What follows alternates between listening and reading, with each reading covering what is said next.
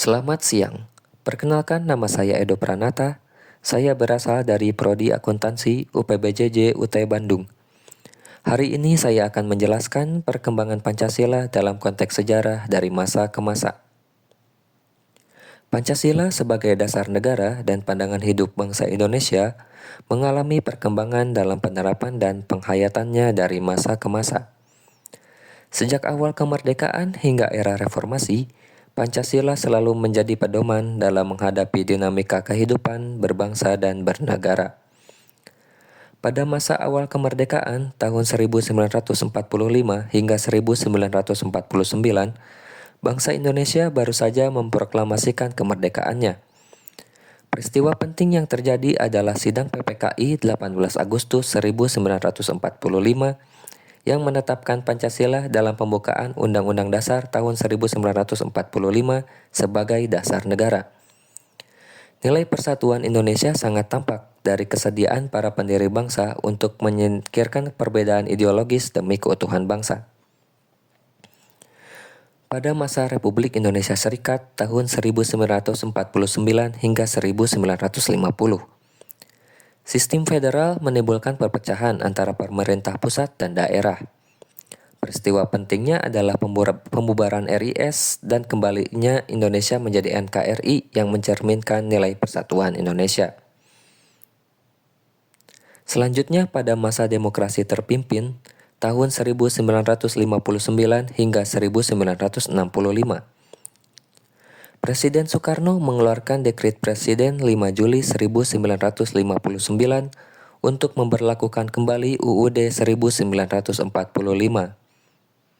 Semangatnya ingin menegakkan demokrasi Pancasila, namun praktik kekuasaan menjadi terlalu terpusat. Nilai yang tercermin adalah kerakyatan yang dipimpin oleh hikmah kebijaksanaan dengan pelajaran bahwa demokrasi harus dijalankan secara bijak dan menghargai suara rakyat. Pada masa Orde Baru tahun 1966 hingga 1998, pemerintahan Soeharto menekankan stabilitas dan pembangunan ekonomi. Program P4 atau Pedoman Penghayatan dan Pengamalan Pancasila tahun 1978 menjadi simbol peneguhan ideologi negara. Nilai keadilan sosial bagi seluruh rakyat Indonesia tercermin dalam upaya pembangunan, meskipun hasilnya belum merata. Memasuki era reformasi tahun 1998 hingga saat ini, Indonesia memasuki era kebebasan dan demokrasi. Gerakan reformasi tahun 1998 mencerminkan nilai kemanusiaan yang adil dan beradab, serta kerakyatan yang dipimpin oleh hikmah kebijaksanaan ketika rakyat menuntut keadilan dan pemerintahan yang bersih. Secara keseluruhan, Pancasila tetap relevan bagi generasi muda sebagai pedoman moral dan jati diri bangsa.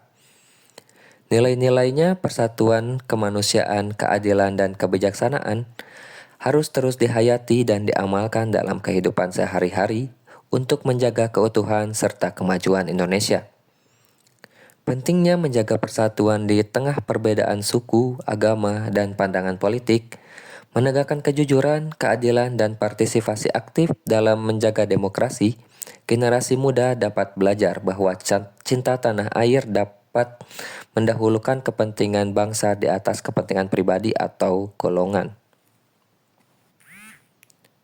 Demikian yang bisa saya sampaikan. Terima kasih.